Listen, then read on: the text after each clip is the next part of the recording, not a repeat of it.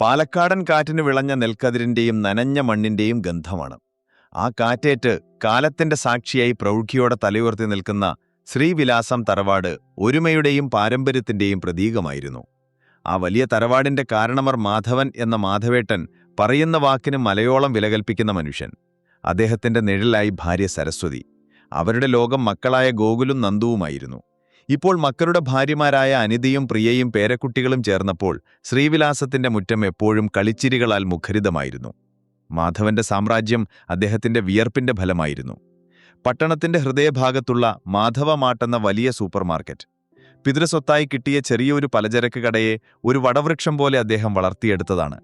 മക്കൾ രണ്ടുപേരും ചെറുപ്പം മുതലേ അച്ഛന്റെ കൈപിടിച്ചാണ് വളർന്നത്. കടയിലെ കണക്കുകളും കച്ചവടത്തിന്റെ തന്ത്രങ്ങളും അവർക്ക് മനപ്പാഠമായിരുന്നു. എങ്കിലും സ്വന്തം മക്കളാണെന്ന പരിഗണനയൊന്നും മാധവൻ അവർക്ക് നൽകിയില്ല. കടയിലെ മറ്റു ജോലിക്കാരെ പോലെ മാസാവസാനം കയ്യിൽ വെച്ചുകൊടുക്കുന്ന ശമ്പളമായിരുന്നു അവരുടെ വരുമാനം. അധ്വാനിക്കാതെ കിട്ടുന്ന പണത്തിന് വിലയുണ്ടാകില്ല, അച്ഛന്റെ സ്വത്തുണ്ടെന്ന അഹങ്കാരത്തിൽ നിങ്ങൾ വളരരുത് എന്നതായിരുന്നു അദ്ദേഹത്തിന്റെ കർശനമായ തത്വം. അച്ഛന്റെ ഈ തീരുമാനത്തോട് മക്കൾക്ക് എതിർപ്പുണ്ടായിരുന്നില്ല. എന്നാൽ വിവാഹശേഷം കാര്യങ്ങൾ മാറിത്തുടങ്ങി. നിങ്ങളെങ്ങനെ അച്ഛന്റെ ശമ്പളക്കാരായി ഒതുങ്ങി ജീവിച്ചാൽ മതിയോ? നമ്മുടെ കുട്ടികൾ വളർന്നു വരുന്നു, അവർക്ക് വേണ്ടി എന്തെങ്കിലും കരുതി വെക്കണ്ടേ? രാത്രിയുടെ നിശബ്ദതയിൽ അനിതയും പ്രിയയും ഭർത്താക്കന്മാരുടെ കാതുകളിൽ ആശങ്കയുടെ വിത്തുകൾ പാകി. തങ്ങളുടെ വിവാഹത്തിനും മക്കളുടെ വിദ്യാഭ്യാസത്തിനും വീടിന്റെ അറ്റകുറ്റപ്പണികൾക്കും അച്ഛൻ കണക്കു നോക്കാതെ പണം നൽകിയതോർക്കുമ്പോൾ അവർ ആ ചിന്തകളെ അടക്കം ചെയ്യും. പക്ഷേ ബന്ധുസദസ്സുകളിലെ കുത്തുവാക്കുകൾ അവരെ നിരന്തരം വേട്ടയാടും. ഇത്രയും വലിയൊരു സ്ഥാപനത്തിന്റെ അവകാശികളായിട്ടും നിങ്ങൾക്ക് സ്വന്തമായൊരു തീരുമാനമെടുക്കാൻ പോലും സ്വാതന്ത്ര്യമില്ലല്ലോ. ഈ വാക്കുകൾ കേൾക്കുമ്പോൾ തങ്ങൾക്ക് വഴികാട്ടാത്ത അച്ഛനോട് അവർക്ക് അടക്കാനാവാത്ത അരിശം തോന്നും. ഇതെല്ലാം കണ്ടറിയുന്ന മാധവൻ ഒരു ചിരിയോടെ അവരെ അരികിൽ വിളിച്ചിരുത്തും. മക്കളെ, വേരുകൾ അറ്റുംപോയാൽ മരം വീണുപോകും. ഈ തറവാടാണ് നമ്മുടെ വേര്. എന്റെ കാലശേഷം ഇതെല്ലാം നിങ്ങൾക്കുള്ളതാണ്. അതുവരെ നമ്മൾ ഒന്നിച്ച് ഒരു കുടുംബമായി ഇവിടെ കഴിയണം. സ്വത്ത് വീതം വെച്ച് അവസാനം അച്ഛനമ്മമാരെ വൃദ്ധസദനത്തിലാക്കുന്ന മക്കളുടെ കഥകൾ ഞാൻ ഒരുപാട് കേട്ടിട്ടുണ്ട്. എന്റെ മക്കൾ അങ്ങനെ ആകരുത്. അച്ഛന്റെ ഈ വാക്കുകളിലെ സ്നേഹവും കരുതലും തിരിച്ചറിയുമ്പോൾ മക്കളുടെ ദേഷ്യം അലിഞ്ഞില്ലാതാകും. അങ്ങനെ ഒരു ദിനം തറവാട്ടിലെ ഏതോ വിശേഷത്തിന്റെ ഭാഗമായി എല്ലാവരും ഉച്ചഭക്ഷണത്തിനായി ഒന്നിച്ചിരുന്നു. ആ വലിയ തീന്മേശ നിറയെ സന്തോഷവും ചിരിയും കളികളുമായിരുന്നു. അതിനിടയിലാണ് മാധവന്റെ അരികിലിരുന്ന് ഭക്ഷണം കഴിക്കുകയായിരുന്ന സരസ്വതിക്ക് പെട്ടെന്നൊരു മനം പുരട്ടൽ അനുഭവപ്പെട്ടത്. അവർ തിടുക്കത്തിൽ എഴുന്നേറ്റ് കൈകഴുകുന്ന സ്ഥലത്തേക്ക് പോയി. പക്ഷേ ഛർദ്ദിക്കാൻ കഴിഞ്ഞില്ല. ഒരുതരം അസ്വസ്ഥത അവരെ പൊതിഞ്ഞു. അവർ ഒന്നും കഴിക്കാതെ മുറിയിലേക്ക് പോയി കിടന്നു. അമ്മയ്ക്കെന്തു പറ്റി എന്ന് മരുമക്കൾ ചോദിച്ചെങ്കിലും ആരും കാര്യമായി ശ്രദ്ധിച്ചില്ല. ഭക്ഷണം കഴിഞ്ഞ് മാധവൻ മുറിയിലെത്തിയപ്പോൾ സരസ്വതി ക്ഷീണിതയായി ഉറങ്ങുകയായിരുന്നു. വൈകുന്നേരം അടുക്കളയിൽ വെച്ച് ഒരു ഗ്ലാസ് വെള്ളം കുടിക്കാൻ ശ്രമിക്കുമ്പോഴും അവർക്ക് ഓക്കാനം വന്നു. ഇത് കണ്ട മാധവൻ പറഞ്ഞു, നാളെ രാവിലെ നമുക്കൊരു ഡോക്ടറെ കാണാം, ഇത് വെച്ചോണ്ടിരിക്കണ്ട. പിറ്റേന്ന് രാവിലെ അടുത്തുള്ള ക്ലിനിക്കിൽ ലേഡി ഡോക്ടറെ കാണാൻ അവർ പോയി. ഡോക്ടറുടെ നിർദ്ദേശപ്രകാരം നടത്തിയ പരിശോധനകളുടെ ഫലവുമായി അവർ കാത്തിരുന്നു. ഒടുവിൽ ഡോക്ടർ അവരെ അകത്തേക്ക് വിളിച്ചുവിട്ടു. ഒരു പുഞ്ചിരിയോട് ഡോക്ടർ പറഞ്ഞു, മാധവേട്ര, സരസ്വതി ചേച്ചി, ഒരു സന്തോഷ വാർത്തയുണ്ട്. നിങ്ങളുടെ കുടുംബത്തിലേക്ക് പുതിയൊരു അതിഥി കൂടി വരാൻ പോവുകയാണ്. മാധവൻ ഒന്നും മനസ്സിലായില്ല. എന്താ ഡോക്ടർ? സരസ്വതി ഗർഭിണിയാണ്. 3 മാസം കഴിഞ്ഞിരിക്കുന്നു. ആ വാക്കുകൾ ഒരു ഇടിത്തീ പോലെയാണ് സരസ്വതിയുടെ കാതുകളിൽ പതിച്ചത്. ദൈവമേ, ഈ 50-ാം വയസ്സിലോ? എനിക്കിത് വയ്യ മാധവേട്ട, നമുക്കിത് വേണ്ട. അവർ അറിയാതെ നിലവിളിച്ചുപോയി. ക്ഷമിക്കണം, അബോർഷൻ ചെയ്യാനുള്ള സമയം കഴിഞ്ഞുപോയി. അത് കുഞ്ഞിന്റെയും അമ്മയുടെയും ജീവൻ ആപത്താണ്, ഡോക്ടർ ഖേദത്തോടെ അറിയിച്ചു. അത് കേട്ട് സരസ്വതി തളർന്നിരുന്നുപോയി. ഇനി എന്തു ചെയ്യും മാധവേട്ട, നമ്മൾ നാണം കെടും. എന്നാൽ മാധവന്റെ മുഖത്ത് ഒരു പുഞ്ചിരി വിടരുകയായിരുന്നു. അദ്ദേഹം ഡോക്ടറുടെ മുന്നിൽ വെച്ച് തന്നെ തളർന്നിരുന്ന സരസ്വതിയെ ചേർത്ത് പിടിച്ചു. എന്റെ സരസ്വതിക്ക് ഇവനെ പ്രസവിക്കാൻ കഴിയുമോ ഡോക്ടർ? തീർച്ചയായും. കുറച്ചധികം ശ്രദ്ധയും നല്ല പരിചരണവും വേണമെന്ന് മാത്രം. അതൊക്കെ ഡോക്ടർ നോക്കിയാൽ മതിയല്ലോ, മാധവൻ ആശ്വാസത്തോടെ പറഞ്ഞു.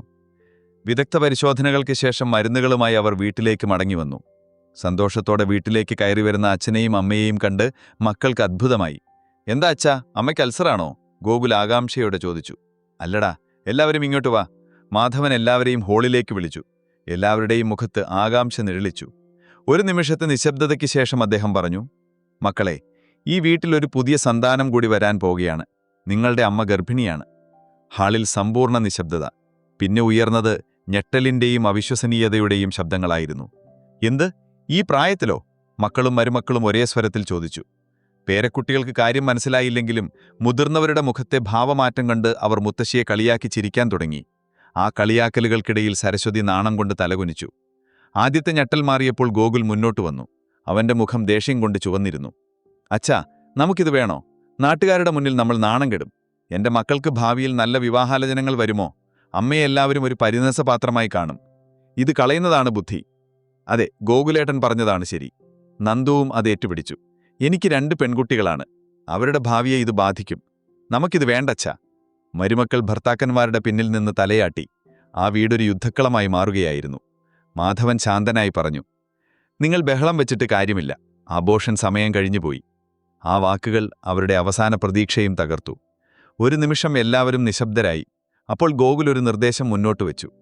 അമ്മയെ ഇവിടെ നിർത്തുന്നത് ശരിയല്ല. പ്രസവം കഴിയുന്നതുവരെ അച്ഛൻ അമ്മയും കൂട്ടി എവിടെങ്കിലും മാറി താമസിക്കണം. അതാണ് നല്ലത്. ആരും അറിയാത്തവരിടത്ത് പോയി പ്രസവം കഴിഞ്ഞിട്ട് വന്നാൽ മതി. അതുവരെ ശാന്തനായിരുന്ന മാധവന്റെ ശബ്ദമുയർന്നു. നിങ്ങളുടെ ആ പൂതിയൊന്നും നടക്കില്ല. എന്റെ ഭാര്യ സരസ്വതി നിങ്ങളെയെല്ലാം പ്രസവിച്ചതുപോലെ ഈ തറവാടിൽ നിന്ന് തന്നെ എന്റെ കുഞ്ഞിനെയും പ്രസവിക്കും. അതിൽ മാനക്കേടുള്ളവർക്ക് ഈ നിമിഷം ഈ വീട് വിട്ടുപോകാം. അച്ഛന്റെ വാക്കുകൾ കേട്ട് മക്കൾ സ്തംഭിച്ചുപോയി. അപ്പോൾ ഞങ്ങൾ ഇറങ്ങിപ്പോണോ അച്ഛാ? ഞാൻ അങ്ങനെ പറഞ്ഞില്ല. പക്ഷെ അഭിമാനം അത്ര വലുതാണെങ്കിൽ അത് സഹിച്ചൂടെ നിൽക്കേണ്ടതില്ലല്ലോ. ഞങ്ങൾ നിൽക്കുന്നില്ല, ഞങ്ങൾ പോവുകയാണ്. ഗോകുലും നന്ദുവും ഒരേ സ്വരത്തിൽ പ്രഖ്യാപിച്ചു. അവർ ഭാര്യമാരെയും കുട്ടികളെയും വിളിച്ച് പെട്ടിയും കിടക്കയും വെറുത്ത് ആ രാത്രിയിൽ തന്നെ ശ്രീവിലാസത്തിന്റെ പടിയിറങ്ങിപ്പോയി. കരഞ്ഞു തളർന്ന സരസ്വതിയെ ചേർത്തുപിടിച്ചു മാധവൻ പറഞ്ഞു, നീ വിഷമിക്കേണ്ട സരസ്വതി, നിന്റെ കൂടെ ഞാനുണ്ട്. വിവരമറിഞ്ഞ് മകൾ ഗായത്രി ഓടിയെത്തി. അമ്മയെ കെട്ടിപ്പിടിച്ചവൾ പറഞ്ഞു, അമ്മേ വിഷമിക്കണ്ട, ഈ ഗായത്രിയുണ്ട് കൂടെ. കുഞ്ഞിനെ പെറ്റിട്ട് എനിക്ക് തന്നാൽ മതി. കുട്ടികളില്ലാത്ത എന്റെ ദുഃഖം ദൈവം ഇങ്ങനെയാണ് തീർത്തു തന്നത്. മകളുടെ വാക്കുകൾ ആ അമ്മയുടെ മനസ്സിൽ അല്പം ആശ്വാസം പകർന്നു. അടുത്ത ദിവസങ്ങളിൽ ലോകം കീഴ്മേൽ മറഞ്ഞതുപോലെയായിരുന്നു. മക്കൾ കടയിൽ വന്നെങ്കിലും അച്ഛനോട് സംസാരിച്ചില്ല. യന്ത്രങ്ങളെപ്പോലെ ജോലി ചെയ്തു. വൈകുന്നേരം മടങ്ങിപ്പോയി. മാധവൻ അതൊന്നും ശ്രദ്ധിക്കാതെ സരസ്വതിയുടെ എല്ലാ കാര്യങ്ങളും നോക്കി. കൃത്യസമയത്ത് ഡോക്ടറെ കാണിച്ചു. അവൾക്കിഷ്ടപ്പെട്ട ഭക്ഷണമുണ്ടാക്കിക്കൊടുത്തു. പ്രായം തളർത്താത്ത ആരോഗ്യമുണ്ടായിരുന്നതുകൊണ്ട് സരസ്വതിക്ക് മറ്റു ബുദ്ധിമുട്ടുകളൊന്നും ഉണ്ടായിരുന്നില്ല. 10ാം മാസം സരസ്വതിക്ക് പ്രസവവേദന തുടങ്ങി. മാധവനും ഗായത്രിയും ചേർന്ന് അവരെ ആശുപത്രിയിലാക്കി. മണിക്കൂറുകൾ നീണ്ട കാത്തിരിപ്പിനൊടുവിൽ ആ വാർത്തയെത്തി. സരസ്വതി ഒരാൺകുഞ്ഞിന് ജന്മം നൽകിയിരിക്കുന്നു. Normal delivery. കുഞ്ഞിനെ കയ്യിലെടുത്തപ്പോൾ ഗായത്രിയുടെ കണ്ണുകൾ സന്തോഷം കൊണ്ട് നിറഞ്ഞു. പ്രസവവിവരം മക്കൾ കടയിൽ വെച്ചറിഞ്ഞു. പക്ഷേ 2-3 ദിവസം അമ്മയും കുഞ്ഞും ആശുപത്രിയിലായിരുന്നിട്ടും അവരാരും ഒന്ന് തിരിഞ്ഞു നോക്കിയില്ല. ഡിസ്ചാർജ് ദിവസം മാധവൻ തന്നെ ഭാര്യയെയും കുഞ്ഞിനെയും തറവാട്ടിലേക്ക് കൂട്ടിക്കൊണ്ടുവന്നു. ഗായത്രി എല്ലാത്തിനും തുണയായി ഒപ്പം നിന്നു. പിറ്റേന്ന് കടയിൽ ചെന്ന മാധവൻ ഒഴിഞ്ഞുമാറി നടക്കുകയായിരുന്ന മക്കളെ 2 പേരെയും തന്റെ മുറിയിലേക്ക് വിളിപ്പിച്ചു. നിങ്ങൾ കരുതുന്ന പോലെ ഇതൊരു മാനക്കേടല്ല. കാലം മാറി. 50കളിലും ഒരു കുഞ്ഞിന് ജന്മം നൽകാൻ കഴിയുന്നത് ഒരു അനുഗ്രഹമാണ്. നാട്ടുകാർക്കാർക്കുമില്ലാത്ത മാനക്കേട് നിങ്ങൾക്കെന്തിനാണ്? ഇത് നിങ്ങളുടെ വിവരമില്ലായ്മയാണ്. അദ്ദേഹം ഒരു നിമിഷം നിർത്തി ശബ്ദം കടുപ്പിച്ചു. ഇപ്പോൾ വീട്ടിൽ തിരിച്ചുവന്നാൽ എന്റെ സ്വത്തിൽ നിങ്ങൾക്കും അവകാശമുണ്ടാകും. ഇല്ലെങ്കിൽ ഒരു ചില്ലിക്കാശ് പോലും തരാതെ എല്ലാം ഞാൻ ആ ഇളയ കുഞ്ഞിന്റെ പേരിൽ എഴുതിവെക്കും. പിന്നെ തെരുവിലലയേണ്ടി വരും. തീരുമാനമെടുക്കേണ്ടത് നിങ്ങളാണ്. അച്ഛന്റെ ഭീഷണി കൃത്യമായി ഫലം കണ്ടു. അന്ന് രാത്രി തന്നെ മക്കളും കുടുംബവും ശ്രീവിലാസത്തിൽ തിരിച്ചെത്തി. അവർ അമ്മയുടെ കാൽക്കൽ വീണ് മാപ്പു ചോദിച്ചു. സരസ്വതി നിറകണ്ണുകളോടെ അവരെയെല്ലാം ചേർത്തുപിടിച്ചു. ഗോകുലും നന്ദുവും തങ്ങളുടെ കുഞ്ഞനിയനെ ആദ്യമായി കൈകളിലെടുത്തു. ആ പിഞ്ചുമുഖത്തേക്ക് നോക്കിയപ്പോൾ അവരുടെ മനസ്സിലെ കല്ലിച്ച മഞ്ഞുരുകി. അവരവനെ ലാളിച്ചു, ഉമ്മ വെച്ചു. നിലത്തുവയ്ക്കാതെ എല്ലാവരും അവനെ സ്നേഹം കൊണ്ട് പൊതിഞ്ഞു. പേരിടൽ ചടങ്ങിന് അച്ഛൻ തന്നെ പേര് കണ്ടെത്തി. ദീപക്. എല്ലാവരുടെയും ദീപുമോൻ. ശ്രീവിലാസം തറവാട്ടിൽ വീണ്ടും സന്തോഷത്തിന്റെ വിളക്കുകൾ തെളിഞ്ഞു. മാധവനും സരസ്വതിക്കും വൈകിക്കിട്ടിയ ആ സമ്മാനം ഒരു കുടുംബത്തെ മുഴുവൻ ഒന്നിപ്പിക്കുന്ന സ്നേഹത്തിന്റെ ദീപമായി മാറി.